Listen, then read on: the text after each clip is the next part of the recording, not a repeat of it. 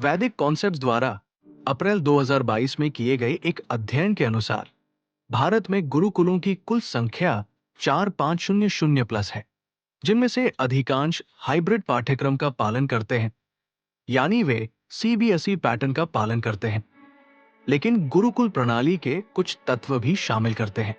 लेकिन बाकी एक प्राचीन पैटर्न का पालन करते हैं। गुणवत्तापूर्ण शिक्षा प्रदान करने वाले गुरुकुल भारत के सभी गुरुकुलों के 1% से भी कम है। अगर हम ब्रिटिश काल से अनुमान लगाते हैं तो हम सुरक्षित रूप से कह सकते हैं कि भारत में बहुत कम गुरुकुल थे। अनुमानित लगभग 700 से 800 होंगे। इनमें से अधिकांश को वास्तविक अर्थों में गुरुकुल भी नहीं माना जा सकता था।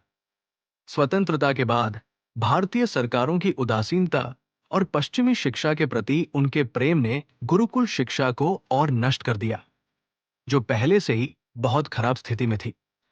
1811 में यदि हम सभी संस्कृत पाठशालाओं, प्राथमिक गुरुकुल, बच्चों के लिए गुरुकुल, व्यावसायिक गुरुकुल, पक्षपात सिखाने के लिए गुरुकुल और वैदिक गुरुकुलों को शामिल करें तो ये 1 लाख से भी अधिक होगा।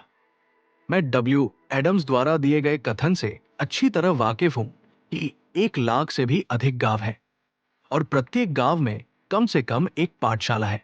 उनका ये कथन वास्तविक डेटा के बजाय उनकी धारणा पर आधारित था। लेकिन सभी भागों को मिलाकर यह कहना सुरक्षित है कि पूरे भारत में 1 लाख से भी अधिक गुरुकुल थे। क्या भारत में गुरुकुल मौजूद है? भारत में अभी भी गुरुकुल मौजूद है, लेकिन व्यवस्था बहुत दयनीय स्थिति में है।